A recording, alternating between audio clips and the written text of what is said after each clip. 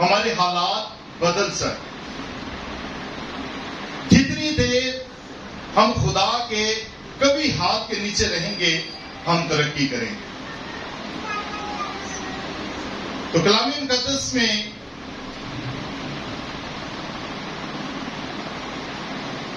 دوسرا تواریخ اور اس کا 11 باب اس کی 9 آیت کلام مقدس میں لکھا ہے کہ داؤد ترقی پر ترقی کرتا گیا کیونکہ رب الافواج اس کے ساتھ تھا. اسرائیل کا سب سے جو پہلا بادشاہ تھا وہ ساؤل تھا. جب اس کے اندر گھمنڈ آیا، نفرت آئی، غصہ آیا، حسد آیا، تو کلام مقدس میں لکھا ہے کہ وہ گرتا گرتا اور گرتا ہی چلا گیا. تو آج بھی جب خدا ہمیں ترقی دیتا ہے، جب ہمارے درمیان غصہ، تکبر، غرور آ جاتا ہے تو ہم نیچے کی طرف آنا شروع ہو جاتے ہیں. تو داؤد اس طرح کا نہیں تھا. داؤد خدا کے کبھی ہاتھ کے نیچے تھا. داؤد بھیڑ بکریاں چرانے والا تھا اور اسرائیل کا بادشاہ بنا. داؤد اسرائیل کا دوسرا بادشاہ ہے کیونکہ رب الافواج اس کے ساتھ تھا. تو کلام مقدس میں لکھا ہے اسرائیلی عورتوں نے جب گیت گایا کہ ساؤل نے مارا ہزاروں کو، داؤد نے مارا لاکھوں کو، اس بات سے ساؤل کو غصہ آیا. میں اسرائیل کا بادشاہ ہوں، میری تعریف نہیں بلکہ داؤد کی تعریف ہو رہی ہے. اس بات سے اس کے اندر گھمنڈ پیدا ہوا، حسد پیدا ہوا. تو کلام مقدس میں لکھا ہے کہ وہ گرتا گیا اور گرتا ہی چلا گیا. تو داؤد ترقی پر ترقی کرتا گیا کیونکہ رب الافواج اس کے ساتھ تھا. تو آج بھی جب خدا ہمارے ساتھ ہے تو ہم ترقی پر ترقی کرتے جاتے ہیں. تو آج ہم کلام مقدس میں جو سیکھ رہے ہیں وہ یہی بات ہے، ترقی کا راز. اگر آج آپ کی زندگیوں میں ترقی نہیں تو آج آپ خدا کے کلام میں سے سیکھ لیجئے. اگر آپ چاہتے ہیں کہ آپ ترقی کریں، آپ کے حالات بدلیں، تو آپ خدا کے کبھی ہاتھ کے نیچے آ جائیں. جب آپ خدا کے کبھی ہاتھ کے نیچے رہیں گے تو آپ داؤد کی طرح ترقی پر ترقی کرتے جائیں گے. تو اسی طرح ایک اور حوالہ دیکھیں گے، زبور 75 اور اس کی 6 اور 7 آیت مبارکہ. کیونکہ سرفرازی نہ تو مشرق سے ہے، نہ مغرب سے اور نہ جنوب سے آتی ہے، بلکہ خدا ہی عدالت کرنے والا ہے. وہ کسی کو پست کرتا ہے اور کسی کو سرفرازی بخشتا ہے. خدا کا بندہ داؤد کہتا ہے کہ انسان کی جو سرفرازی ہے وہ نہ تو مشرق کی طرف سے آئے گی، نہ مغرب کی طرف سے اور نہ جنوب کی طرف سے آئے گی، بلکہ لکھا ہے کہ سرفرازی شمال سے آتی ہے. شمال کا جو مطلب ہے وہ ہے اوپر. خدا کا بندہ داؤد کہتا ہے کہ انسان کی جو سرفرازی ہے وہ اوپر سے ہے، وہ خدا کی طرف سے ہے.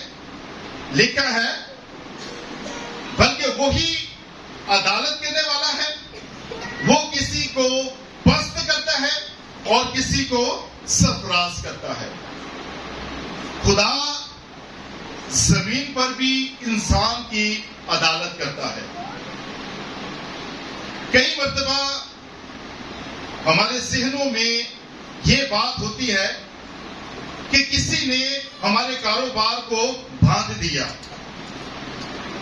کسی نے جادو یا تعویذ ہمارے اوپر کر دیے. لیکن خدا کا جو کلام ہے وہ آج ہمیں یہ بتاتا ہے کہ سرفرازی نہ تو مشرق سے ہے نہ مغرب سے ہے بلکہ شمال سے ہے. لکھے کہ خدا ہی عدالت کرنے والا ہے. وہ زمین پر بھی عدالت کرتا ہے، جیسے اس نے ساؤل کی عدالت کی. ساؤل اسرائیل کا بادشاہ تھا. جب اس کے اندر گھمنڈ آیا، غصہ آیا، تو کلام مقدس میں لکھے کہ وہ نیچے کی طرف گرتا گیا. خدا نے عدالت کی. پھر لکھا ہے داؤد ترقی پر ترقی کرتا گیا. کیوں؟ کیونکہ رب الافواج اس کے ساتھ تھا. خدا نے اسے سرفرازی بخشی. بھیڑ بکریاں چلانے والا اسرائیل کا بادشاہ بنا. تو اسی طرح کلام مقدس میں لکھا ہے کہ خدا ہی عدالت کرنے والا ہے. وہی کسی کو سرفراز کرتا ہے اور وہی پست کرتا ہے. تو کلام مقدس میں ایک اور حوالہ دیکھیں گے،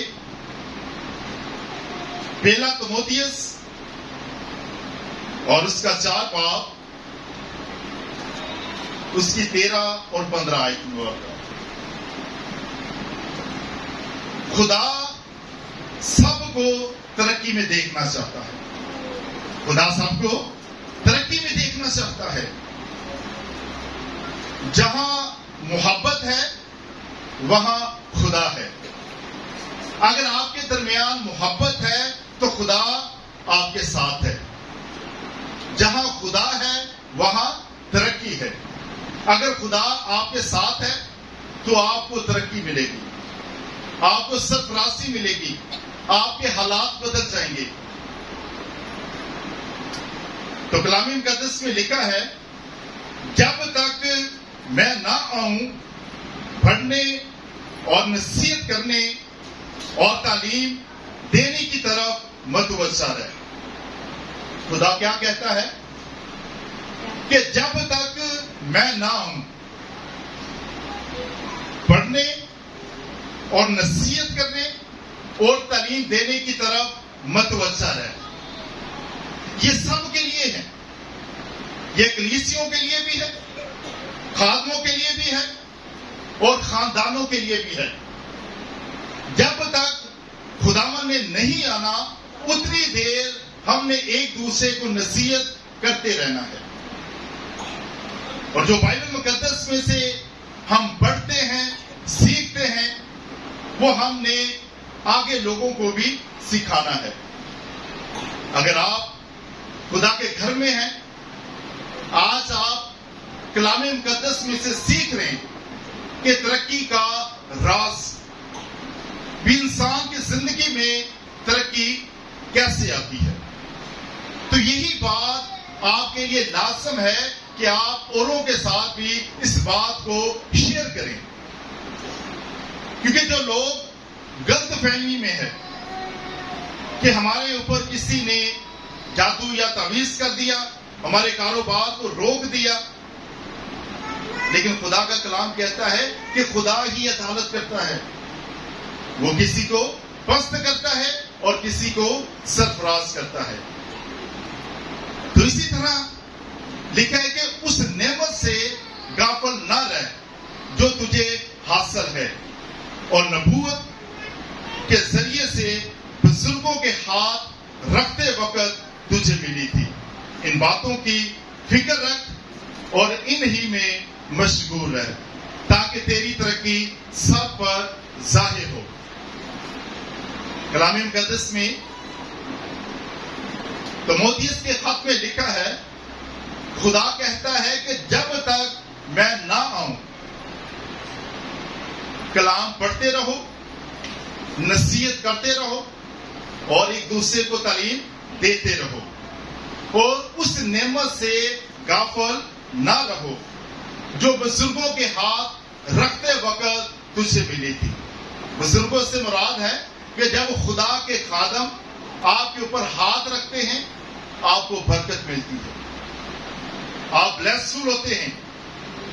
आप उस बात को ना भूलें। गफलत से मुराद है कि आप सुस्ती ना करें, किसी चीज पर आप सुस्ती ना करें, लापरवाही ना करें।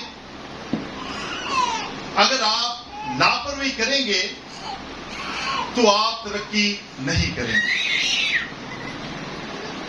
अगर आप चाहते हैं कि आप तरक्की करें, आप सरफराजी हासिल करें, तो खुदा के कलाम में क्या लिखा है कि उस नेमत से गाफिल ना रह जो तुझे मिली है।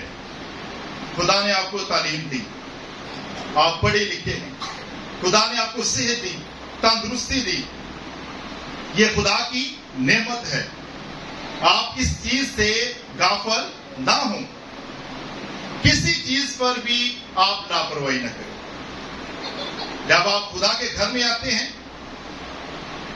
आप लापरवाही के साथ ना आए, सुस्ती ना करें, बल्कि जो वक्त चर्च का इबादत का मुकर्रर है आप कोशिश किया करें आप उस वक्त खुदा के घर में पहुंचे।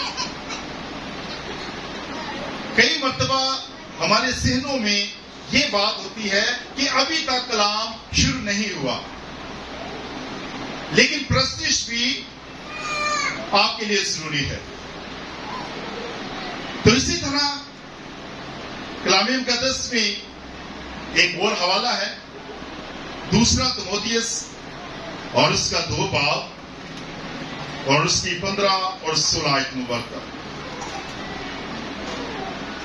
लिखा है, अपने आप को खुदा के सामने मकबूल और ऐसे काम करने वाले की तरह पेश करने की कोशिश कर जिसको शर्मिंदा होना ना पड़े और जो हक के कलाम को दुरुस्ती से काम में लाता हो, लेकिन बेहुदा बकवास से परहेज कर, क्योंकि ऐसे शख्स और भी बेदीनी में तरक्की करेंगे।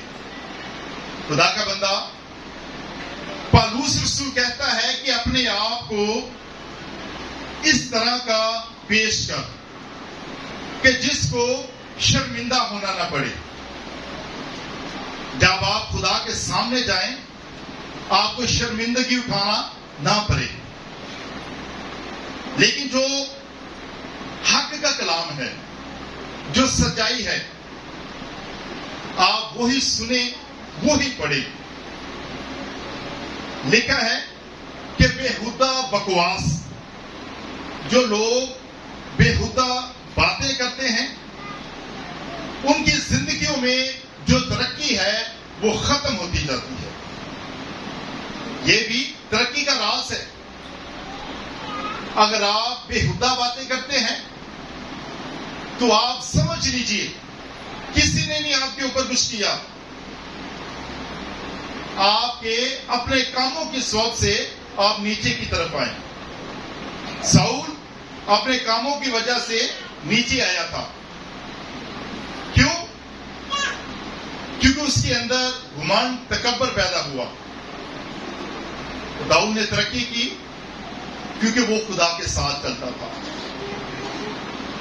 तो कलाम मुकद्दस में आप इस बात को जहन में रखें कि आप कभी भी कोई ऐसी गुफ्तगू ना करें कि जिसके साथ आपकी तरक्की रुक जाए, क्योंकि कलाम मुकद्दस में लिखा है कि खुदा ही अदालत करने वाला है। खुदा जमीन पर भी अदालत करता है, लेकिन हम समझते हैं कि हमारे ऊपर किसी ने कुछ किया। खुदा का बंदा दाऊद इस बात को हमें सिखाता है कि हमने कभी भी अपने जहनों में اس طرح کی باتیں نہیں لے کے آئیں، بلکہ خدا پر توکل رکھیں، داؤد کی طرح خدا کے کبھی ہاتھ کے نیچے رہیں، تو آپ بھی ترقی کرتے جائیں گے۔ تو کلام مقدس میں لکھا ہے کہ شاگردوں نے ترقی کی۔ شاگرد پہلے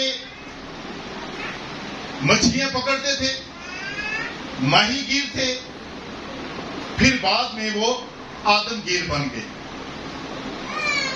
ترقی کی انہوں نے، پہلے وہ مچھلیاں پکڑتے تھے، پھر وہ آدم گیر بنے، ان پڑھ تھے اور استاد بن گئے۔ شاگردوں نے بھی ترقی کی، کیوں؟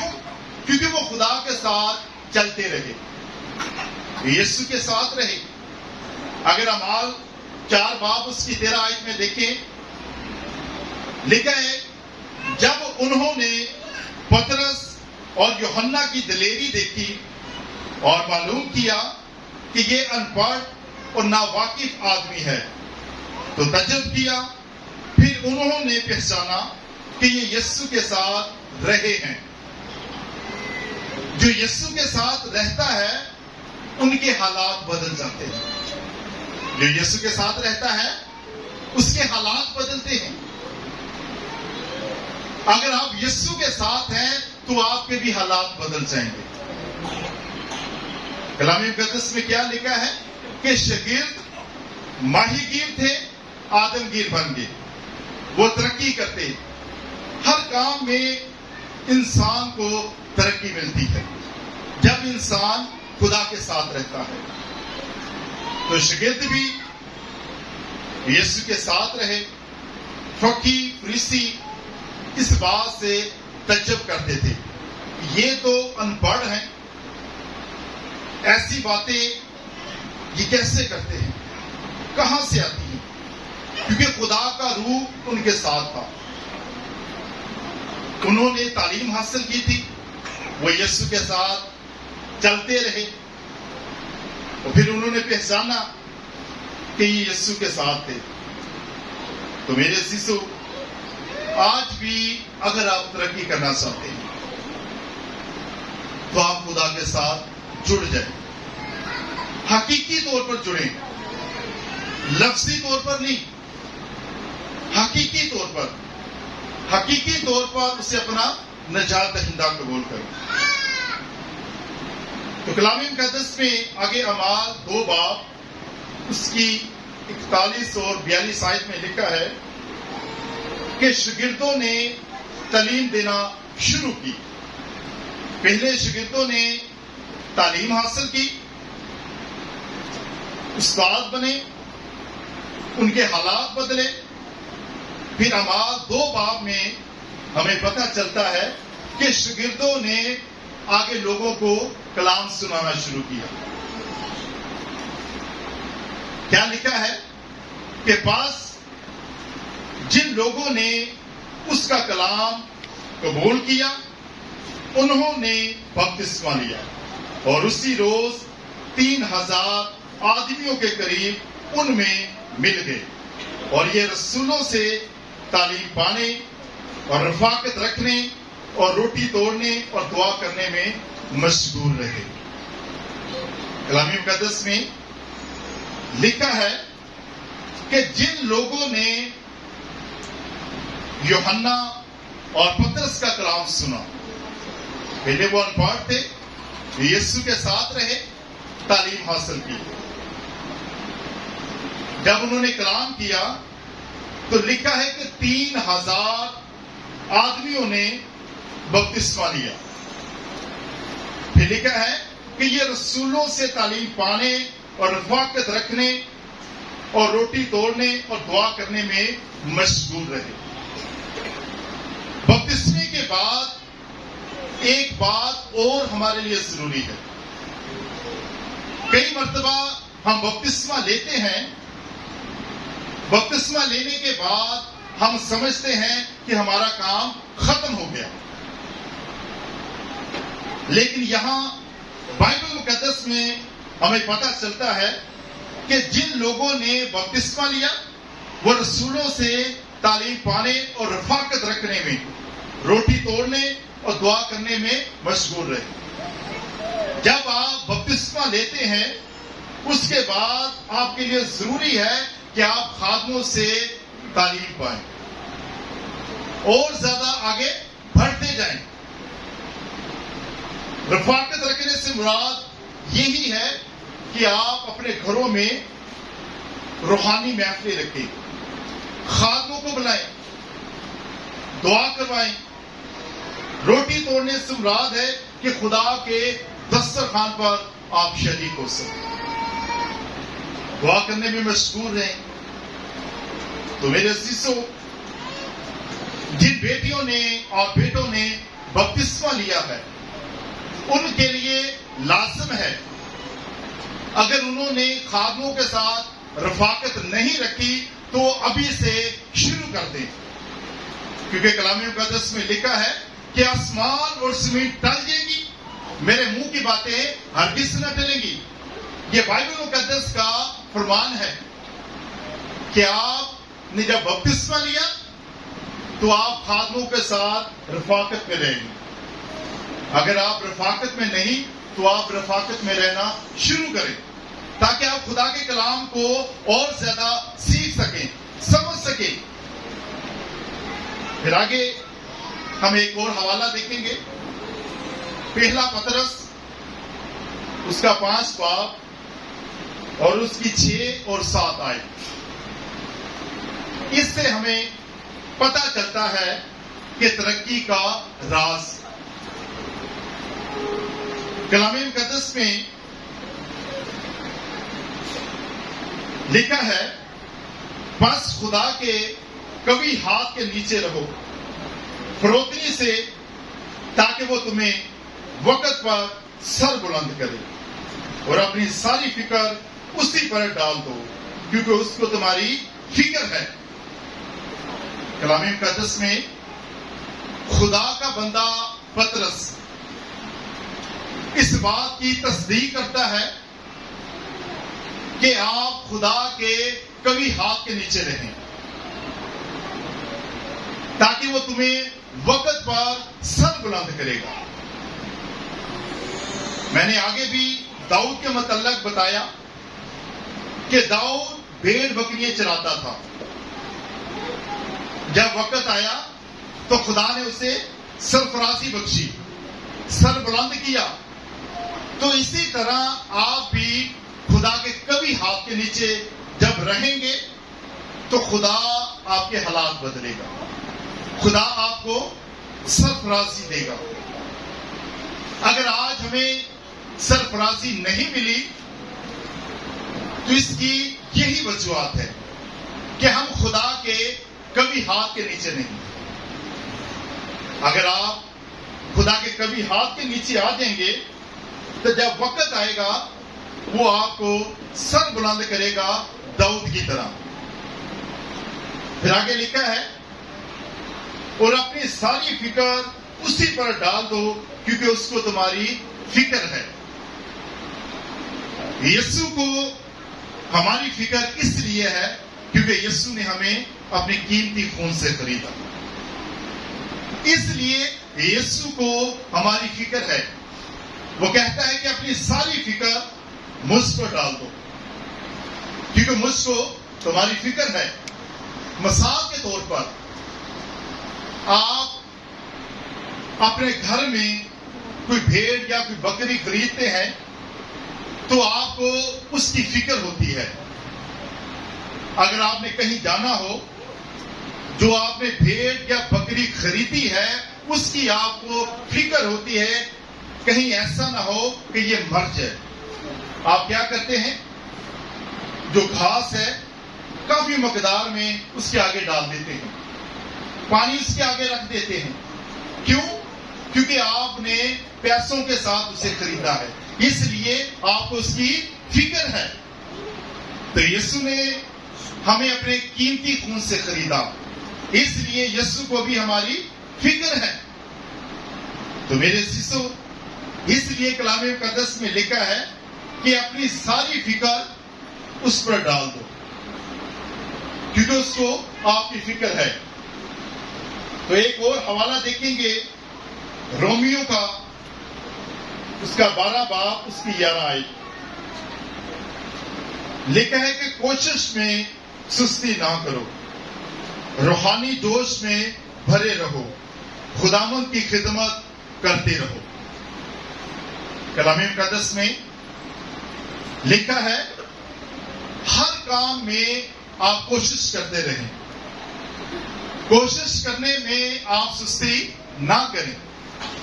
جب آپ سستی کرتے ہیں تو آپ کو سرفرازی نہیں ملتی. اگر آپ سستی کریں گے تو آپ کو سرفرازی نہیں ملے گی. لکھا ہے کہ روحانی جوش میں بھرے رہو. ہر وقت ہمارے ہونٹوں پر، ہمارے دلوں پر پرستش ہو، ہم روحانی جوش کے ساتھ دعا کریں، ایک دوسرے کے ساتھ خدا کے کلام کی باتیں شیئر کریں. تو اسی طرح آگے لکھا ہے کلام مقدس میں ایک اور بات کہ ترقی کا راز انسان کی عملی زندگی سے ہے. ترقی کا جو راز ہے وہ انسان کی عملی زندگی سے ہے. مرکز کی انجیل اس کا 6 باب اور اس کی 35 سے 44 آیت مبارکہ جب ہم پڑھتے ہیں، اس بات کا مطالعہ کرتے ہیں. اس واقعات کو آپ نے کئی مرتبہ سنا ہے کہ خداوند یسوع مسیح نے 2 مچھلیاں اور 5 روٹیوں پہ برکت دی اور 5000 لوگوں نے کھایا. تو کلام مقدس میں لکھا ہے کہ جب دن بہت زیادہ ڈھل گیا، جب شام ہوگی تو شاگرد یسوع کے پاس آ کر کہنے لگے کہ یہ جگہ ویران ہے، دن بہت ڈھل گیا ہے، ان لوگوں کو رخصت کر دے تاکہ چاروں طرف کی جو بستیاں ہیں اور یا گاؤں ہیں ان میں جا کر اپنے لیے کچھ کھانا مول لائیں. تو خداوند یسوع مسیح نے آگے سے کیا جواب دیا کہ تم ہی انہیں کھانے کو دو. تو آگے شاگردوں نے کیا کہا کہ ہمارے پاس تو 200 دینار ہیں، کیا 200 دینار میں اتنے لوگ کھانا کھا سکتے ہیں؟ تو پھر آگے سے یسوع نے جواب دیا. اس نے کہا کہ تمہارے پاس کتنی روٹیاں ہیں، جاؤ دیکھو. اس بات سے ہم ایک بات سیکھتے ہیں، ہم یہ بات سیکھتے ہیں کہ جب لوگ خداوند یسوع مسیح کے پاس جاتے تھے تو اپنے ساتھ اپنی روٹی اور پانی ساتھ لے کے جاتے تھے. اس بات سے ہمیں یہ معلوم ہوتا ہے جو یسوع نے کہا کہ جاؤ اور جا کے دیکھو تمہارے پاس کتنی روٹیاں ہیں. تو کلام مقدس میں لکھا ہے شاگردوں نے دریافت کیا، انہوں نے کہا کہ 5 روٹیاں اور 2 مچھلیاں. تو خداوند یسوع مسیح نے آگے جواب دیا کہ سب کو کتاروں میں بٹھا دو، دستہ دستہ، 100 کی کتاب، 50 کی کتاب. تو خداوند یسوع مسیح نے کیا کیا؟ 2 مچھلیاں اور 5 روٹیاں لے کر آسمان کی طرف دیکھا اور برکت دی اور روٹی توڑ کر شاگردوں کو دیتا گیا اور شاگرد آگے بانٹتے گئے. تو اس بات میں، اس جگہ پر بھی ہم ایک بات سیکھتے ہیں.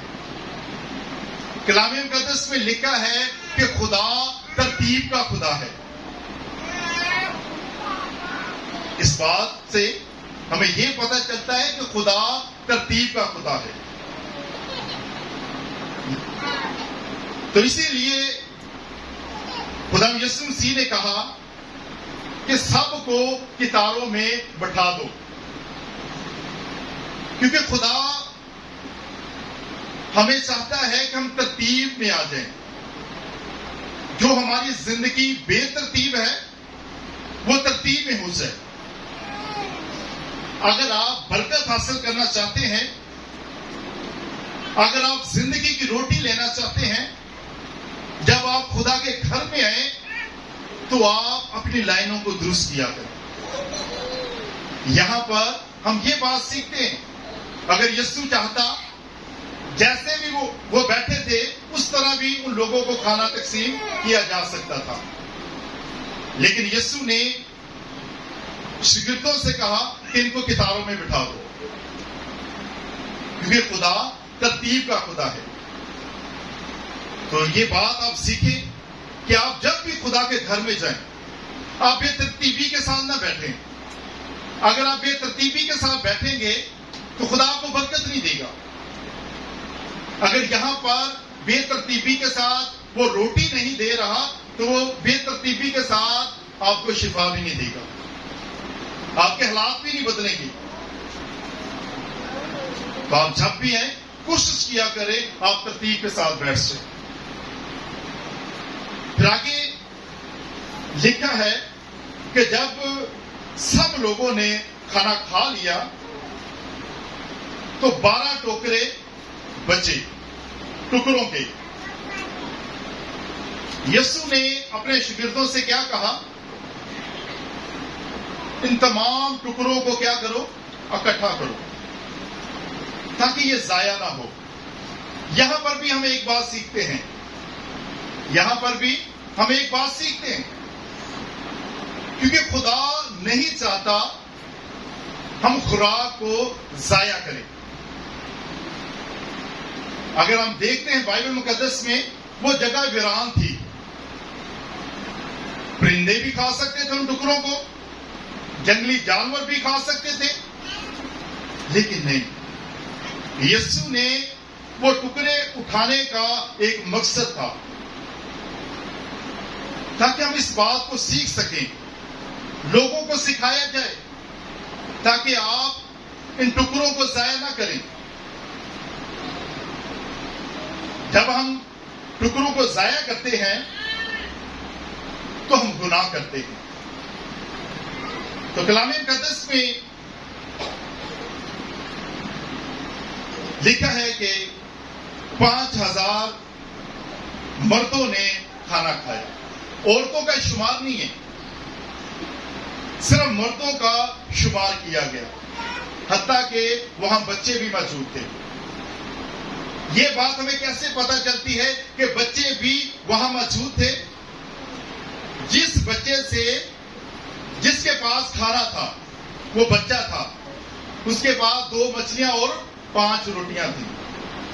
اس لیے ہمیں پتہ چلتا ہے کہ جس جگہ پر معجزہ ہوا 5000 لوگوں نے کھانا کھایا، ان کے درمیان بچے بھی موجود تھے. تو میرے عزیزوں، خدا کا جو کلام ہے وہ ہمیں سکھاتا ہے کہ ہم اپنی زندگی کو ترتیب میں لے کے آئیں، اپنی زندگی میں سستی ختم کر دیں. اگر آپ سرفراز ہونا چاہتے ہیں، آپ خدا کے قوی ہاتھ کے نیچے ہیں، آپ اس زندگی میں سستی ختم کر دیں. جب آپ کی زندگی میں سستی ختم ہوگی تب آپ سرفرازی حاصل کریں گے. مثال کے طور پر آپ کسی بیاہ شادی میں جاتے ہیں یا کسی سالگرہ میں جاتے ہیں تو کیا ہوتا ہے؟